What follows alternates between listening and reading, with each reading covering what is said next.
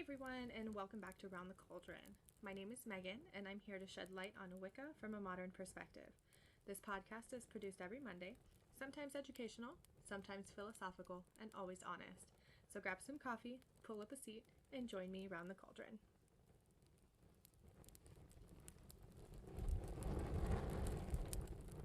Hey guys, thanks for joining me for episode 12. I'm sorry we didn't get to chat last week. My website was down for more than 24 hours and then magically came back to life. Even my host was like, well, it's like magic. We don't know what happened, but a database reset or something happened and my site came back. So it's back and that's what matters. Last week we talked about tarot, and this week we're going to talk about astrology. But before I hop into it, let me just take a second to say hello to any new listeners out there. Hi, I'm glad you're here. Besides the podcast, you can find me on Facebook and Instagram at Round the Cauldron, on Twitter at Round the Cauldron without the D, and at my website, roundthecauldron.com, where you can find show notes and links for each episode. I also have a shop where you can get a tarot reading or one of my fancy and mystical crochet items. And lastly, you can help support this podcast for as little as $1 a month at patreon.com/roundthecauldron. So before we really get started here with this episode, I think it's fitting that we're talking about astrology, and Mercury retrograde is going direct today, the day that I'm recording. Mercury retrograde has royally screwed with every single piece of technology at work. They decided to upgrade our electronic medical record system, or EMR, during the middle of Mercury retrograde. And it was a bad idea, let me tell you that. We are doing damage control, and yeah, it hasn't been fun. But what's today? Wednesday? I'm recording on Wednesday, so today is March 27th. You will hear this on Monday.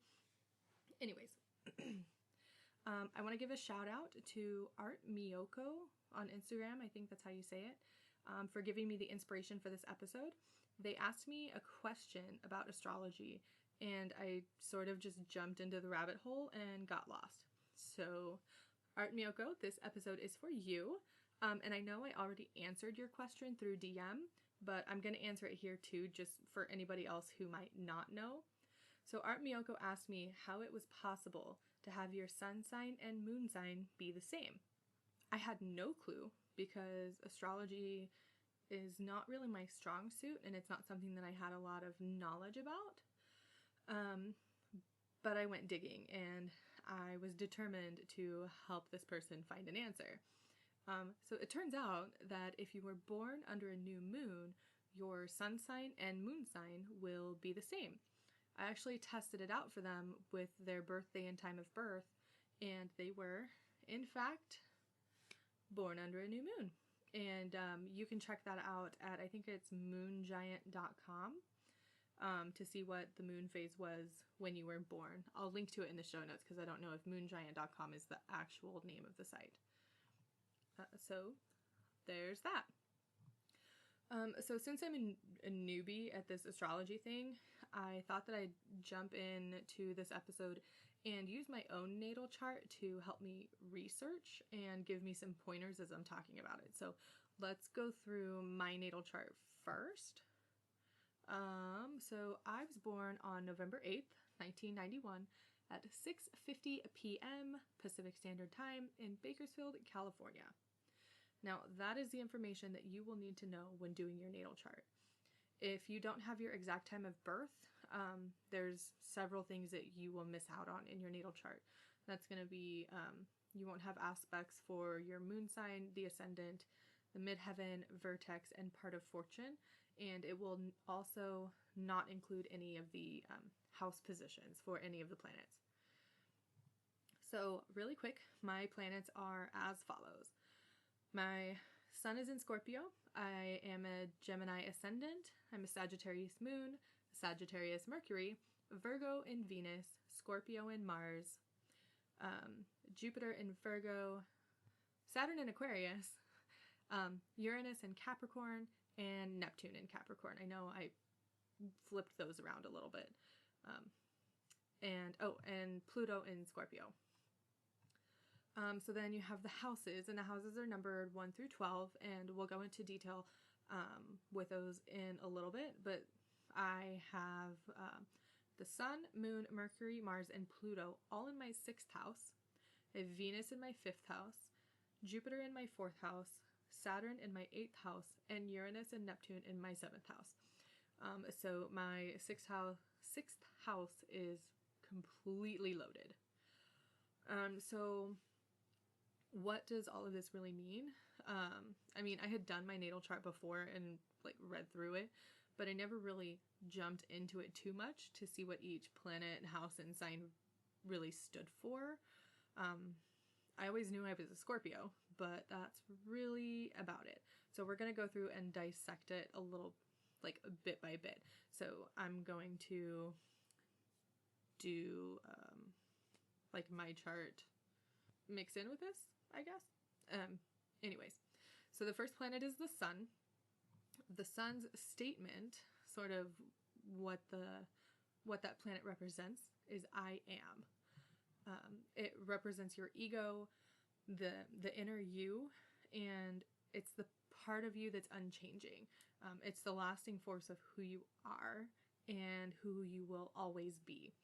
So the Sun represents your will, and the sign within the Sun determines how you express your will.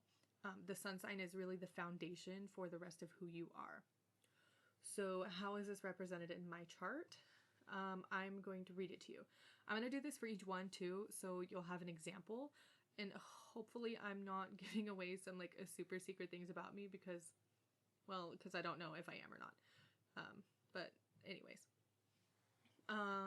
So a Scorpio Sun, the description from my natal chart says, 2 animals are used to represent Scorpio, the eagle and the scorpion. The eagle is capable of reaching great heights because he has mastered his lower nature and overcome his passions and the temptations of the sensual sphere. The eagle has risen above the physical world because he has regenerated himself. The scorpion, however, represents those who have not regenerated their thought and actions and are still living degenerate lives. They use their cunning and strike when least expected. These are the ones who satisfy their passions regardless of consequences. You are, in general, ambitious, efficient, courageous, resourceful, and intuitive, but you can also be jealous, sarcastic, resentful, stubborn, possessive, and vindictive. You enjoy impossible tasks. You like work that demands continued, determined effort and intense concentration. You are a born detective. You have a strong will and determination to accomplish anything you undertake. You possess an analytical mind, strong intuition, reasoning powers, perception, long-range planning ability, magnetism, and energy. You have very definite opinions. These opinions can be so rigid that no amount of persuasion will make you change your mind. You make friends easily and give unwaveringly to them. In these relationships, you like to know what your friends' plans are, but because of your secretiveness, you do not necessarily want them to know what you are planning. You are capable of extreme self-sacrifice for those you love.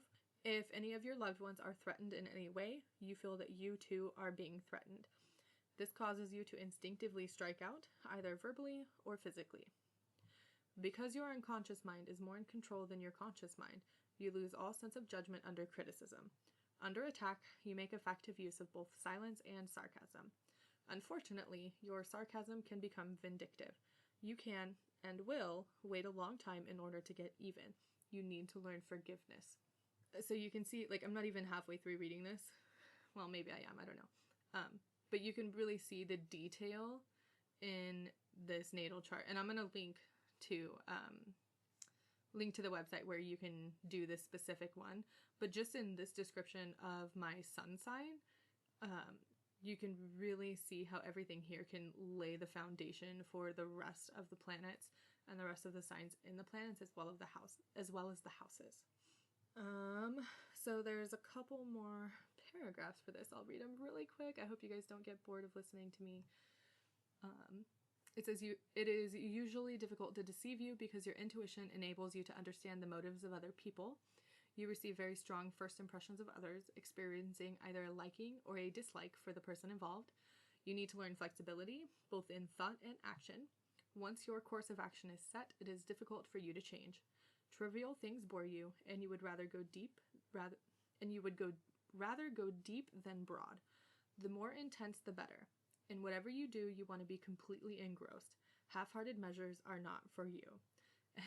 And I think that's probably why I am reading this natal chart to you guys, because I want you to really have an example of what this is going to look like for you when and if you decide to do yours. It says you have the tendency to do things to extremes, either all in or nothing. You have to get to the bottom of whatever it is that interests you. You have to know everything, yet you remain mysterious and secretive. Although it may not appear so, there are powerful emotions and desires at work within you underneath the surface. This power is one reason for your great endurance. Sometimes in your battles, you trample on others in the process. This is why you are sometimes classified as either a great saint or a great sinner. You regard yourself as your own judge, jury, and executioner, and punish yourself unnecessarily at times. You are self-sufficient, but not necessarily self-assured. You rarely actively seek applause or the limelight. You are generally healthy, but can be inclined to overindulgence in food, drugs, sex, or alcohol. In matters of love, you are loyal, affectionate, and demonstrative, and perhaps possessive and controlling. You are happiest and most fulfilled with one partner with whom they can combine emotional and sexual love. That was really long. I'm sorry. But you can really see in the natal chart the long description that you get from your sun sign is really going to set up the rest of your chart for you. Because like I said earlier, the sun sign is the foundation of the rest of your chart, and it can partially be like a filter for how the other signs in the other planets and houses play into your personality and who you are. Now, the rising sign or ascendant is the image that we project. It's the impression that we make on others and the lasting effect we have on the environment. It's often described as sort of like the mask that we wear, especially around strangers or anybody who we aren't really comfortable with. The planet that rules the rising sign is said to be the chart ruler. This means that every planet and sign in your natal chart is filtered through the lens of the rising sign or ruling planet. Some people believe that the rising sign is the way society forces us to portray ourselves, and that we might even be able to trace the rising sign back to a parent or a caregiver. And sometimes the rising sign of the child will match the dominant sign of a parent or caregiver. So for me, my rising sign is in Gemini, and my report says that I tend to be friendly, communicative, flexible, indecisive, unsure, liking to do 2 or more things at once, witty, clever, very active mentally, high-strung, temperamental, nervous, or anxious, talkative, superficial, and always ready for something different. Holy cow, that's a lot of descriptive words. But it makes a lot of sense with my mental illness issues, with my anxiety and depression. My brain sort of never turns off, ever. It's really frustrating sometimes. But yeah, it says there may be 2 distinct sides to you, as a Gemini represents the twins. You have a strong need to communicate what you already know and to learn more. You enjoy reading and traveling, as they both give plenty of scope for picking up new knowledge. Guys, that's why I do this podcast, okay? This is why I'm here. It says you need variety and can be the jack of all trades and the master of none. You tend to go wide for breadth, not depth, which is strange because my sun sign says the opposite. And I feel like they sort of balance each other out because I have both. Sometimes I just want to look at the surface and know just a little bit about what it is, and sometimes I just want to dive head first and learn all the details of everything that there is to know about whatever I'm learning about. It says you may appear confident, but you can lack self-confidence and inner sureness. You love to talk, both with your mouth as well as your hands. And I'm sitting here talking to a microphone, moving my hands about like a crazy person because that's just how I talk. That's just how I talk. One of these days I'll do like a live stream where I'm live streaming a podcast episode and you can see how much I talk with my hands. I'm sure you might even hear my hands like clap together sometimes or move or something. it says, the spiritual lesson that I need to learn is control. Learn to control and not scatter energies, and to prioritize. So basically, rein in my brain and focus on one thing at a time and not spread myself too thin. Oh, that hits home really bad. So the next planet is the moon. The moon's statement is, I feel. It rules over emotional nature and instinctive reason. The moon sign is the part of you that can't always be seen by those around you, and it governs your emotional responses based on anything that you've experienced in your past and any habit patterns you've developed. It isn't your response to something after the fact. It's not how you respond after you've had time to sit and think about, well, why, like who, what, when, where, why. The moon is about your immediate emotional reaction when you've had no time to think things through, and you just, it's your first reaction. So the moon in your chart changes your sun sign. It brings in new forces, motivations, and spiritual elements to the character of your sun sign. The moon is also seen as a feminine energy and symbol of fertility. I don't really know why, but whatever. That's not important to me. It does say that the sign that's in your moon can give insight into your relationship with your mother or with women in general. Again, not sure how I feel about that, not sure how to interpret that, so I'm just going to throw it off the table because it's not important to me because I have a good relationship with my mom. So my moon is in Sagittarius, and it says, you are independent, outspoken, open, generous, enthusiastic, idealistic, inspired, and optimistic, and these qualities attract many friends and acquaintances. You seem to thrive on travel, sociability, fellowship, and expressing your opinions to whomever will listen. Hello, I'm here and I'm doing a podcast. In addition, you are adventurous, playful, freedom-loving, and always ready for a good time. You rarely allow difficulties to keep you down, for no matter how bleak the past or present, you always expect a better, brighter future. I don't know if I'm that optimistic. I like to think I would be. It says, in fact, you are uncomfortable with your own or other people's problems and emotional pain. Probably been to therapy for something like that. It says, you often try to cheer up or offer philosophical advice to those who are hurting, but unwittingly you avoid or ignore the emotions involved. Friendship means a great deal to you, perhaps even more than love or romance. For you to be happy, your mate must be your best friend and encourage your aspirations or ideals. You also need a great deal of emotional freedom and mobility. On the negative side, you may be rather intolerant, closed-minded, dogmatic, arrogant, non-objective, risk-taking, or possess a holier-than-thou attitude. I don't think I possess any of those qualities. I mean, I might be arrogant sometimes, but I don't like to take risks. And I'm not closed-minded, like, at all. Yeah. So let's move on to the next planet. I hope you guys are enjoying, or at least finding helpful, the fact that I am reading my chart along with the description of the meaning of the planet and how the signs fit into the planet, and giving my commentary, because I think it's really good to be candid about that and to know that even though astrology is used sort of as a divinatory method for personality, it's not 100%, just like the rest of divination. And your astrological chart does not make you who you are. It just doesn't. Like, this is great, and it makes a lot of sense, but just because your chart says something doesn't mean that's how it's going to be. Because, I mean, right here, my moon sign says, on the negative side, I might be intolerant, closed-minded, dogmatic, arrogant, non-objective, risk-taking, or possess a holier-than-thou attitude. That's not how I see myself. And I would hope that's not how other people see me. So just bear that in mind when you go through and do your own chart too, okay?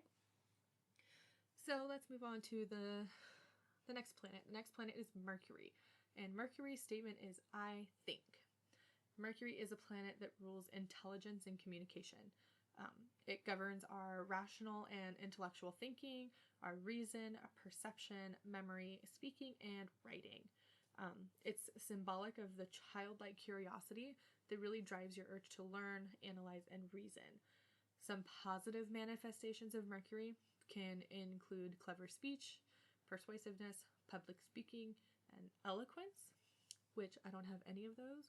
Hence the reason why most of my episodes are like pre-scripted a little bit, because my brain moves faster than my mouth.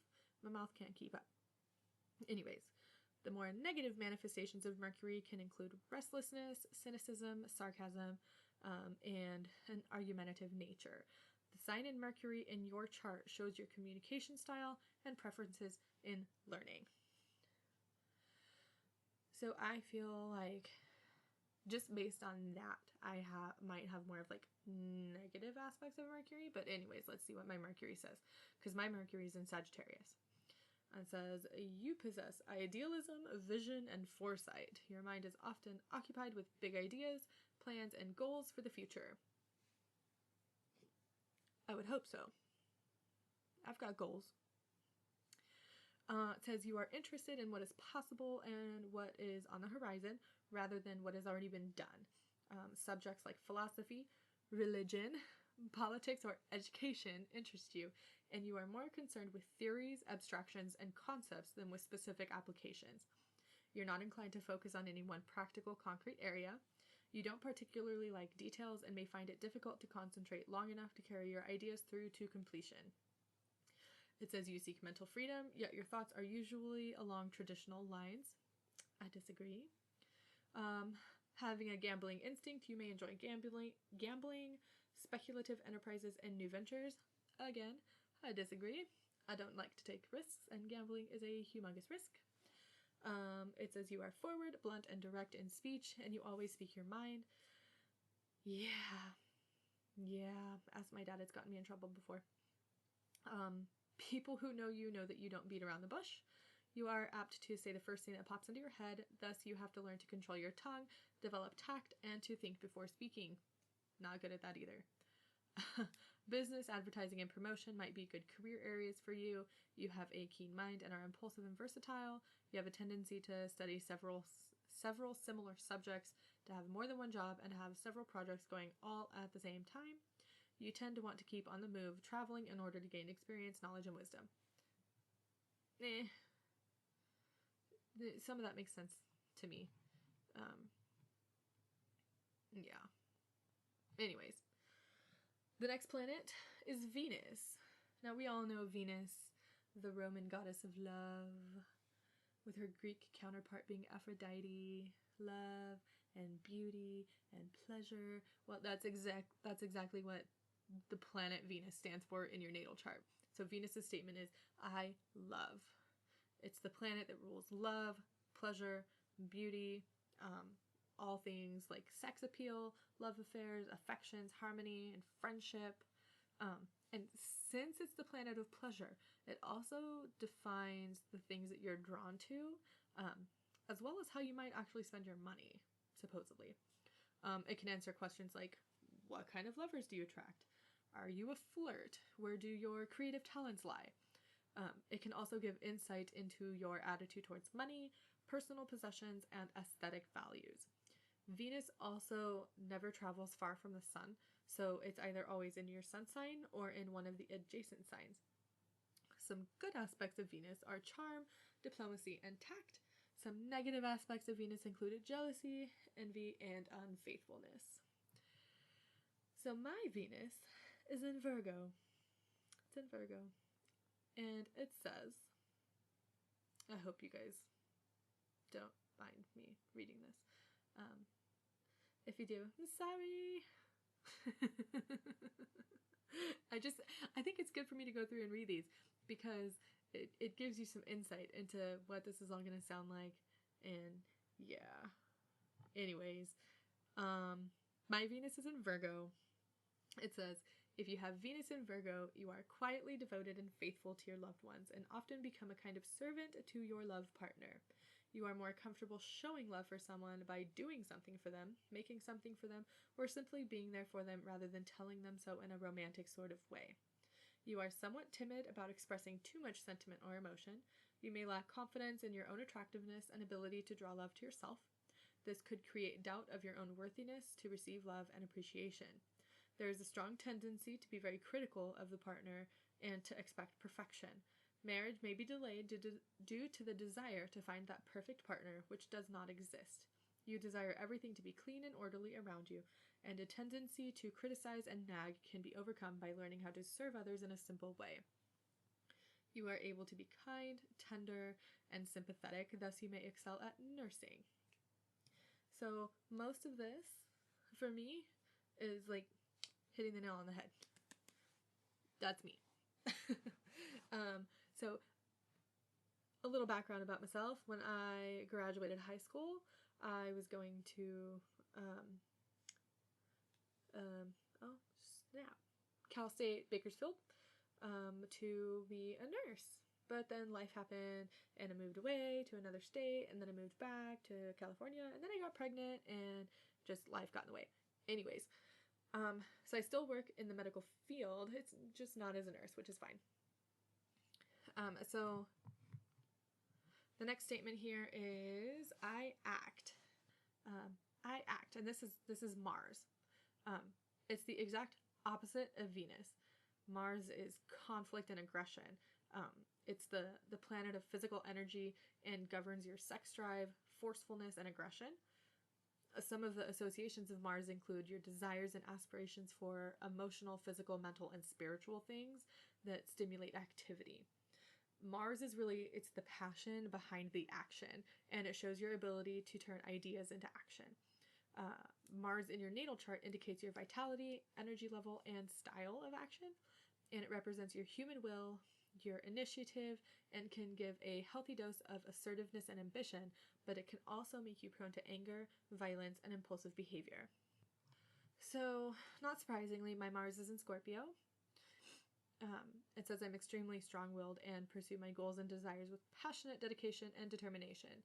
It says I am capable of total concentration and tremendous discipline, and I am very difficult to influence once my mind is made up. I disagree with that.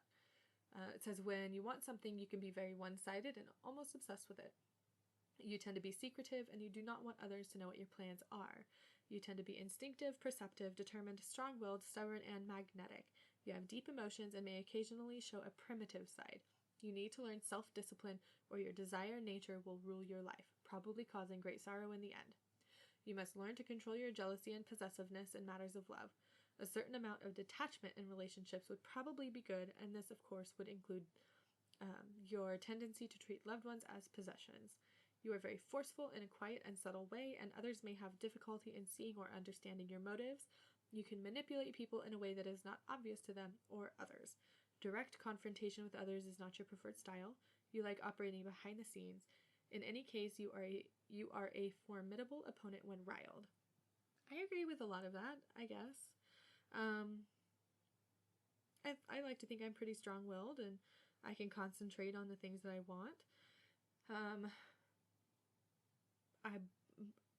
I have been working on my self-discipline. But in the matter of like jealousy and possessiveness, it used to be really bad when I was a teenager, but I have grown out of it. Well, not necessarily grown out of it. I've just learned healthy ways to deal with it because it's a part of me. I just had to accept that sometimes that's how I was going to feel, even if it was not a rational thought that was crossing my mind. So the next planet is Jupiter. Jupiter's statement is, I grow. It is a planet of optimism and good luck. It brings joy into life as well as abundance, and it signifies knowledge, confidence, charity, and honesty. Jupiter's knowledge is philosophical as opposed to Mercury's everyday cleverness. Jupiter is the search for truth and meaning in life. It represents law, philosophy, religion, metaphysics, and education. It encompasses the urge for self-improvement and urges you to go towards exploration. Jupiter in your chart shows where you might be likely to receive financial and material benefit, as well as where you are most generous. Jupiter's energy can manifest as self-righteousness, exaggeration, overindulgence, and bigotry. However, even when negatively positioned, Jupiter is protective and beneficial because even the negative situations are a learning opportunity. So my Jupiter, I lost my spot. My Jupiter is in Virgo, and it says, you have a cautious, intellectual, analytical, and practical nature with an uncanny ability to sift the wheat from the chaff and determine the essential from the non-essential and the truth from the fiction. Your judgment is usually excellent, and this helps bring success in business or work in general. You have a strong desire to expand your field of knowledge and to develop technical skill. On the negative side, you can at times be cynical, yes I can, carping, critical, and mistrusting of others. Yes I can. It says there can be times when you get lost in the details and lose the bigger picture, and there may be, where does that even come from? There may be a dislike for exercise? Who likes to exercise?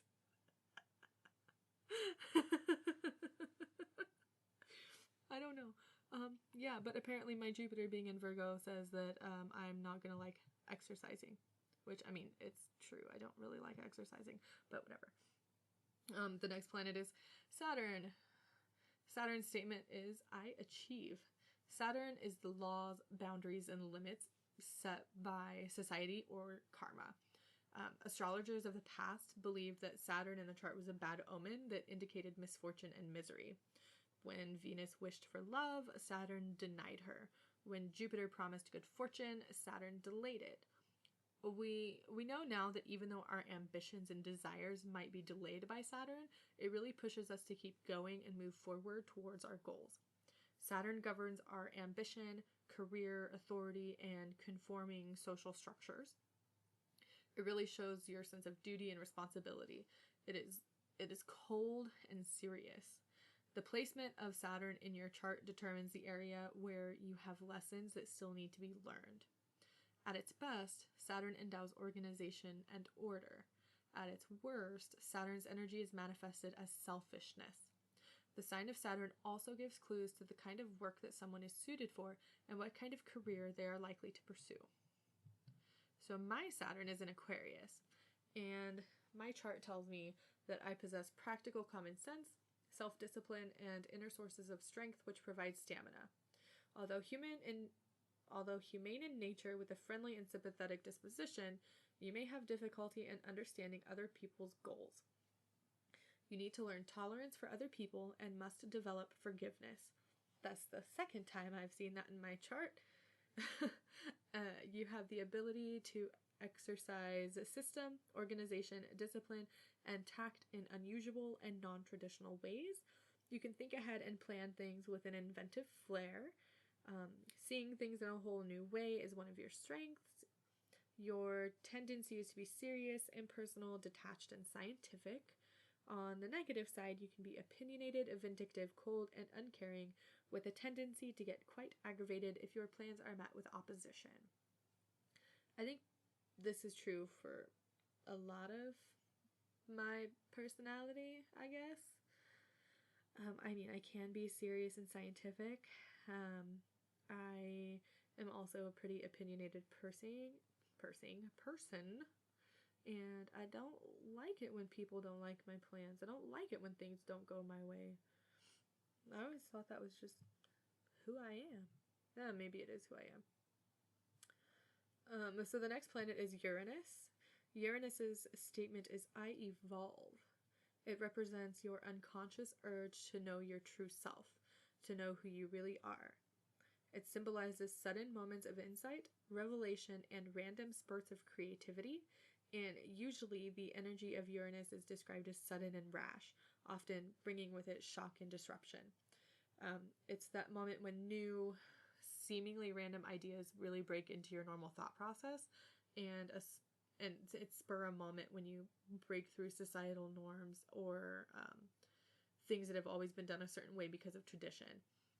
It speeds up the mind and seeks to find alternatives to the common traditional ways of doing things. It's literally a perfect representation of being true to yourself because it is the only planet that spins on its side. At best, Uranus encourages originality, versatility, and independence. At worst, it encourages eccentricity, perversion, and rebellion. Uranus demands freedom. So my Uranus is in Capricorn, and this description was super, super long, so I'm only going to read part of it because, yeah, it's really long. Or you know what? I might read the whole thing because I think it might apply to some people that listen, because people born between February 1988 and January of 1996 will have their Uranus in Capricorn as well, because it takes that long for Uranus to transition between signs. So it's interesting, especially when we get to Pluto. Anyway, my chart says Uranus in Capricorn is ambitious and enterprising. They can be very serious-minded with a strong sense of responsibility. Their original business ideas will bring them success, especially when they work with electrical or aerial fields. They can also be erratic or eccentric. They have a strong, stubborn streak, and they may be quarrelsome. They may suffer great sorrow and trouble if they are not cautious. They are prone to sudden changes in employment and their surroundings. Uranus in Capricorn can be restless or impulsive. They may act before they think it through. They can be stubborn, eccentric, and radical, and they are good at balancing ambition, independence, and their intellectual abilities. They are not afraid of challenges. They are tolerant of differences in people, and they have no problem treating them all equally. They're even-tempered. Uranus in Capricorn is responsible and is capable of handling power with ease. They are good people to hold a job, needing the trust of the public. They have the talent to see the coming trends long in advance. They are not afraid to change procedures in order to achieve their goals, and they are logical and have a great mind. They may be excellent politicians or business leaders. They will be capable of accomplishing great things for mankind and may make great material progress. Uranus in Capricorn may come across as ultra-conservative or as very reactionary. They are accepting of policies that are made to keep society safe and secure. They like things to be structured carefully with a conservative feel to them, though they are willing to change from traditions. So the combination of Uranus and Capricorn is in many ways a contradiction. The planet of revolution and radical change lies in the most traditional and conservative of all the signs. So there's a definite tension here in this clash of opposing forces, which may manifest in the psyche of the individual. However, as with all paradoxes, there is a middle ground and a solution, in that change, when well thought out and properly structured and grounded, can be accepted as a positive and regenerating and ultimately necessary force. People with Uranus and Capricorn will want to overhaul traditional structures in society and business and commerce, yet they will be respectful of the past and all that is owed to it. Instead of tearing down, the natural influence of Uranus for change will be tempered, and it will be an attitude of practical and accountable and necessary change. In many ways, this is a powerful combination because it speaks of an individual who believes in change not for change's sake, but change because it is ultimately long overdue and of benefit for all concerned. With the planet lying in Capricorn, any change will have to be well thought out and long-lasting, and above all, practical and beneficial. People with Uranus and Capricorn may be the kind of individual brought into traditional business which is no longer profitable, who will introduce modern practices, new technology, and streamlined methods to once again put the business on a profitable footing. People with Uranus and Capricorn may also advocate the introduction of morality in business rather than the pure pursuit of profit at all costs. A good balancing of the Uranus and Capricorn forces would be, for example, a company or person that is successful but donates large chunks of their profit to worthy causes. So the next planet is Neptune. Neptune's statement is I dream. It represents the things that aren't quite what they appear. While Uranus is about the insight into reality, Neptune is quite the opposite. It represents our urge to lose ourselves in other realms of being. It's the planet of imagination, creativity, confusion, illusion, and unreality. It's also associated with movies, acting, and compassion. It can indicate mystical visions of the divine or spiritual healing and service to others. It can also negatively indicate becoming lost in a world of fantasy and dreams. A negatively positioned Neptune in the natal chart can indicate a tendency to escape reality. The house and sign will indicate whether it be through mind-altering drugs and alcohol, daydreaming, sexual addiction, cult worship, psychosis, potential suicide, or others. At its best, Neptune's energy inspires marvelous art, music, theater, dance, poetry, and film. Above all, Neptune represents the intangible and makes it very real. So my Neptune is also in Capricorn for the same reason as Uranus. Neptune was in Capricorn from 1984 to 1998. And now this description is also a little bit long as well. I think probably because it spans, just like Capricorn, a longer time frame. It says the Neptune in Capricorn is reserved and refined, especially in areas related to control, power, fame, and success.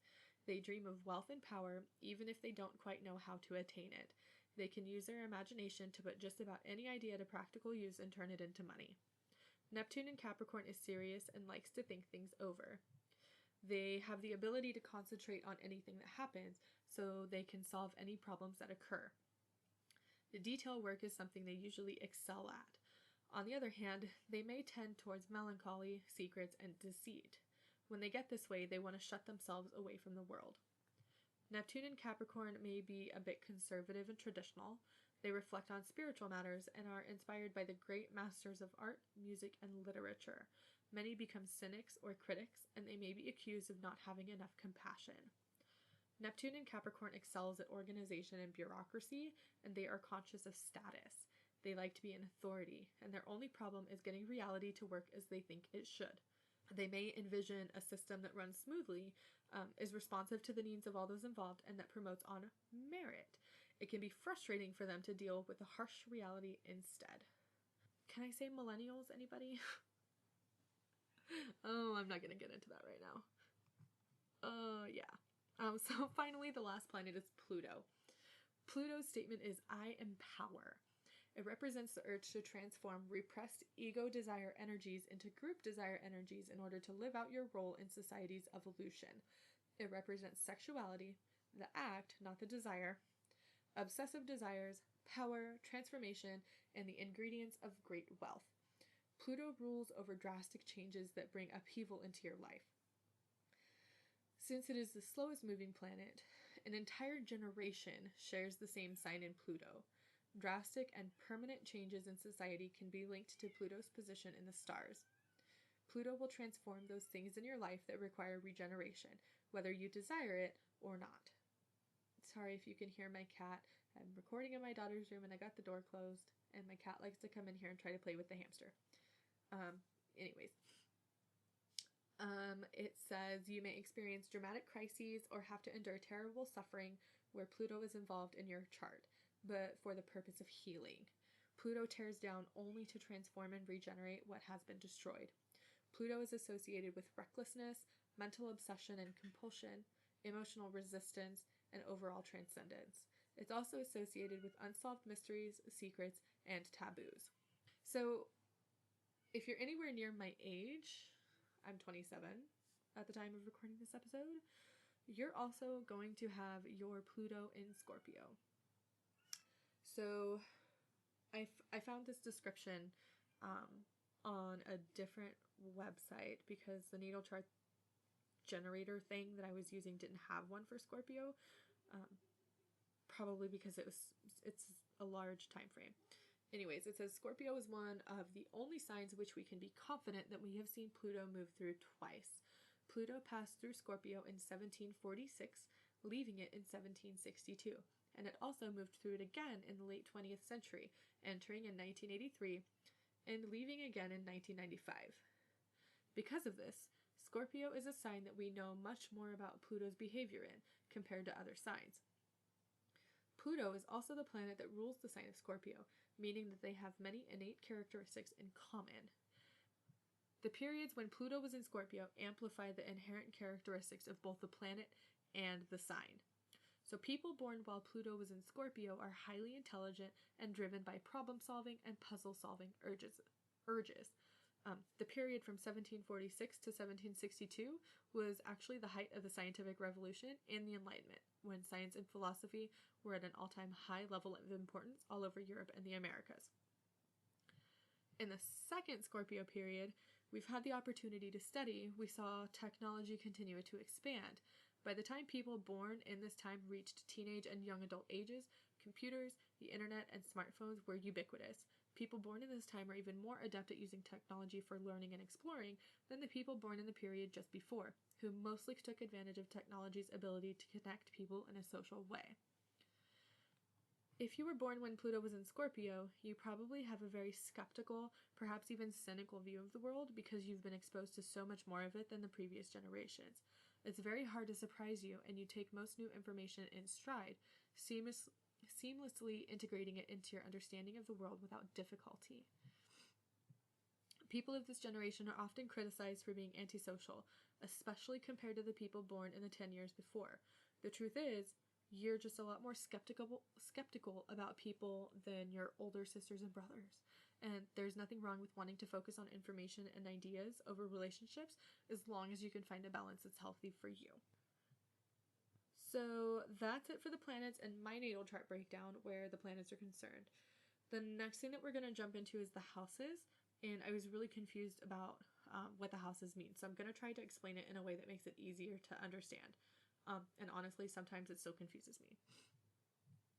So the zodiac wheel is based on the sun's apparent yearly rotation around our Earth, while the wheel of houses is based on our Earth's 24-hour rotation on its own axis. The two wheels join together at points derived by calculations involving your exact birth time and astronomical birth coordinates. Then, the planets are described in two ways, as being in a zodiac sign and as also being in a house. For example, two people may both have a Libra sun sign, but one may have the Libra sun in his 12th house, while the other may have his Libran sun in his first house. This could make for two very different types of people. The 12 houses of astrology are symbolic of all of the departments that make up human life. So the planets and zodiac signs will manifest themselves most strongly in the sphere of life represented by the house in which they fall in your chart. So the houses are not energies like the elements or planets, nor do they color the expression of energies like the zodiac signs do. The houses are where these energies are most likely to manifest. The houses are the fields of experience, not the experience themselves. And as we go through these, you'll notice how the order of the houses follows the developmental path of a human's life. This is going to be from the original impulse of individual being, the first house, to learning what is mine and how to use what one owns, which is the second house, to learning how to communicate within the limitations set by our environment, which is the third house, etc., etc. The most important houses are the 1st, 4th, 7th, and 10th houses. These are called the angular houses because their cusps coincide with 4 special angles. Planets in the angular house will influence you the most. So if a house has no planets occupying it, called an empty house, that doesn't mean one doesn't have a life in the area represented by the house. Instead, you look to the planet ruling the sign on the cusp for clues to the matters of the house.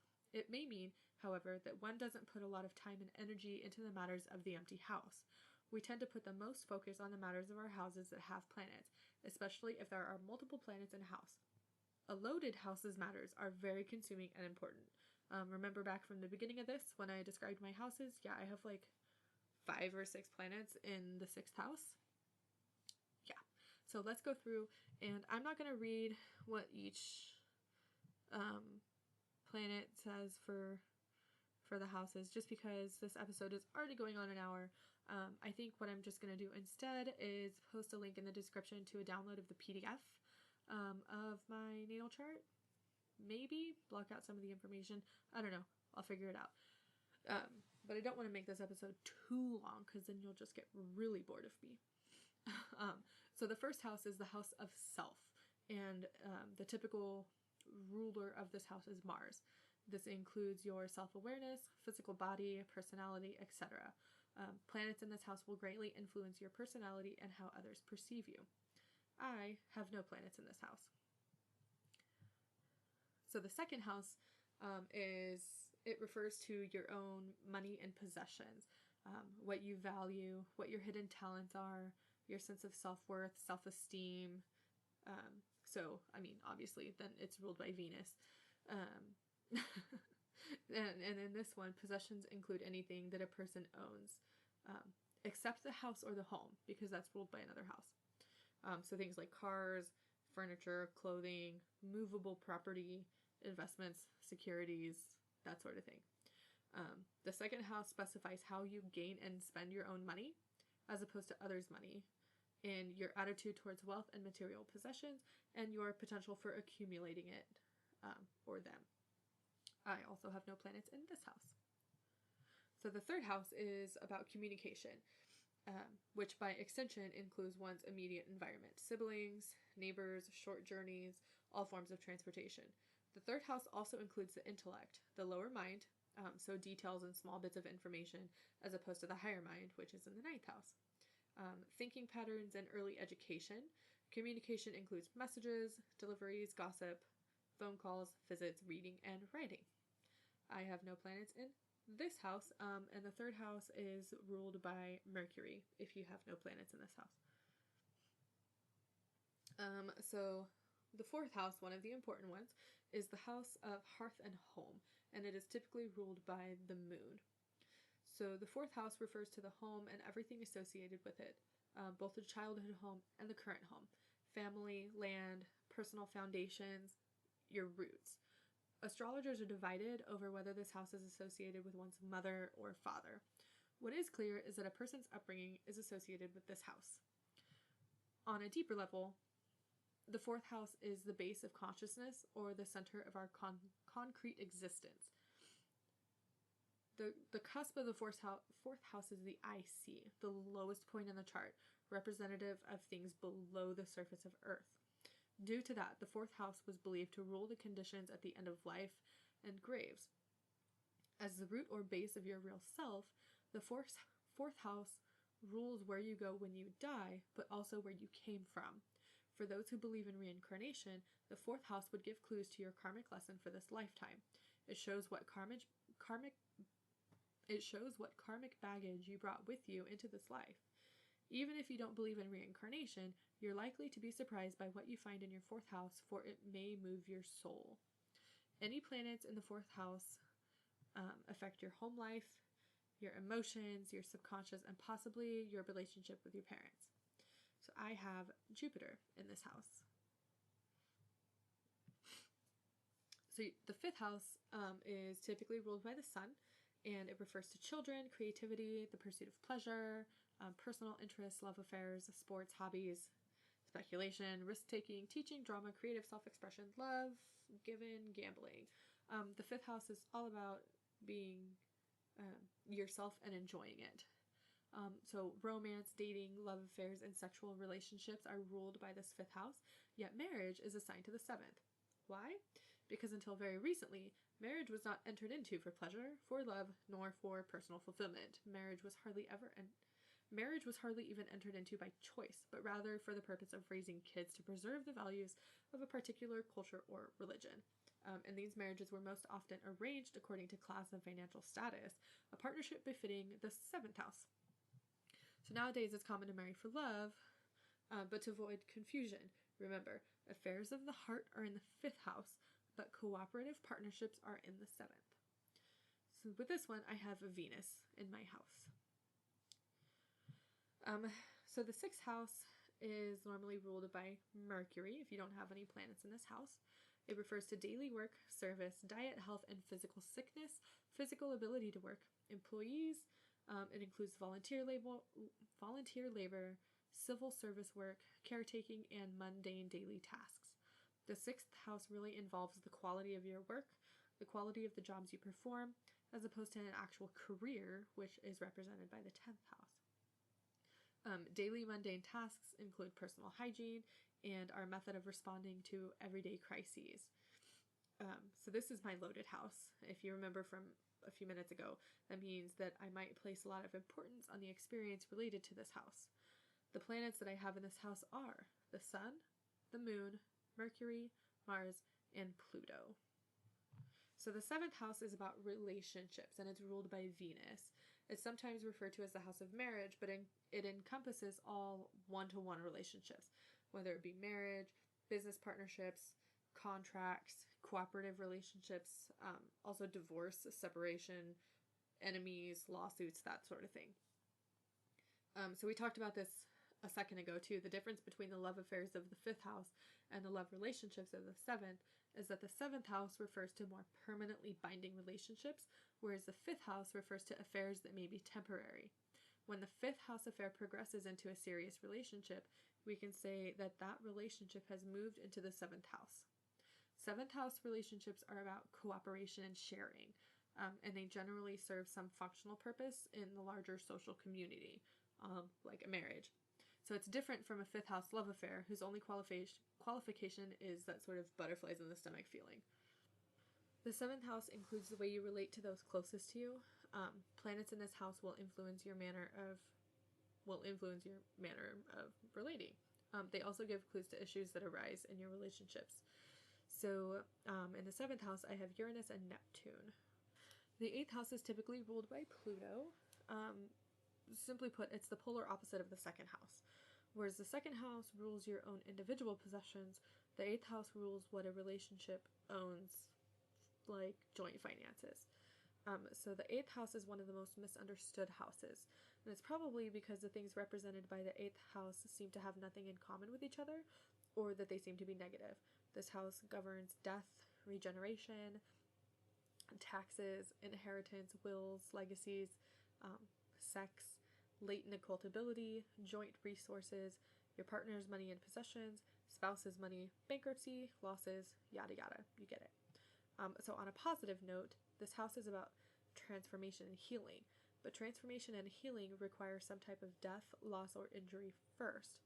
This house rules those processes and things by which we transform and become more powerful. Yes, this also includes the act of sex. So I have Saturn in the 8th house. Now the 9th house is typically ruled by Jupiter. It refers to philosophy, religion, law, learning, higher education, ethics, morals, travel, spiritual urges, books, publishing. It's the house of big thoughts and big ideas. 9th house understanding is more complex than 3rd house knowledge. The act of knowing belongs to the 3rd house because it implies simply the direct contact of a person with something in his environment. Understanding involves the synthesis of known data. So while the 3rd house refers to an individual's need to understand his close and personal environment, the 9th house is an area in which one seeks to discover the significance of larger fields of social existence, which one may not experience directly, but which his mind may explore through the use of analogy, generalization, and abstraction. The 3rd and 9th houses symbolize the two polarities of the human mind, the concrete and the abstract. So the 9th house includes experiences that we encounter when we search for the meaning of things. Whatever expands your field of activity or the scope of your mind. Long journeys, contact with other cultures, dreams, and even experiences with fortune tellers. I have no planets in this house. So the 10th house is typically ruled by Saturn. It's the house of status, honor, community power, prestige, reputation, and professional career. In our society, this includes financial success, but only as it relates to community power and prestige. It's not about gaining material stuff, like the 2nd house. The 10th house wants success for the sake of honor and social status. This house includes social foundations, recognition, personal achievement, sense of duty, and politicians. This house encompasses the most public areas of one's life and the career that you grow into, as opposed to daily work and odd jobs ruled by the 6th house. As with the 4th house, astrologers are divided over whether the 10th house rules one's mother or father. Those that say the 4th house rules the mother say the 10th house rules the father, and vice versa. What's clear is that the 4th house rules the nurturing, homebody parent, while the 10th house rules the public, success-focused parent. So in traditional senses, it would be the parent who wears the pants. As with the other angular houses, any planets in this house are very important. planets in the 10th house, the sign on the cusp of the 10th house, and its ruling planet will greatly influence your career and your general reputation in public. I have no planets in this house either. The 11th house is ruled by Uranus, and it is the house of community, large groups, and friends. It refers to memberships, hopes, goals, ambitions, social groups, humanitarian interests. It also refers to self-realization, liberty, legislation, and regulation. I have no planets in this house either. So the last one is the 12th house, and it is typically ruled by Neptune. According to most of the sources, it's probably the most misunderstood house of all. It refers to the subconscious, so the hidden self that exists apart from our physical everyday reality. This includes the unconscious mind, the subconscious memory, subconscious habit patterns, mental illness, karmic debts, self-deception, spiritual realization, limitations, frustration, and ultimately our own self-undoing. On a physical, material level, the 12th house includes things that take us away from everyday life. Institutions like hospitals, prisons, government offices, places of confinement, secrets, hidden enemies, and self-sacrifice for others. It also refers to sorrow, tribulations, widowhood, grief, murder, and endings. For those who believe, the 12th house is also considered to refer to the collective unconscious of all humanity. I have no planets in this house either.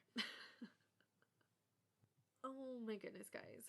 That was a really long episode, and I hope I didn't bore you all because I actually learned a lot about myself with this episode, and I hope you learned a little bit about how to read your own birth chart.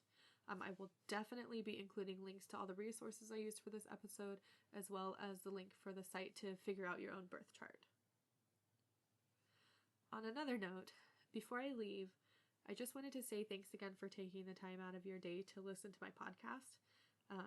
It really means a lot to me that so many of you listen. I mean, I know I don't have hundreds of listeners, but that's okay. As long as you, whoever you are, that's listening to this, gets something out of the things that I have to say, I'm happy and I'm doing my job. Until next time, everyone. Bye! Please consider supporting this podcast through Patreon at patreon.com/roundthecauldron. Follow the show on social media and feel free to reach out with any questions, comments, concerns, or suggestions at roundthecauldron@gmail.com. Show notes and links for each episode can be found at roundthecauldron.com.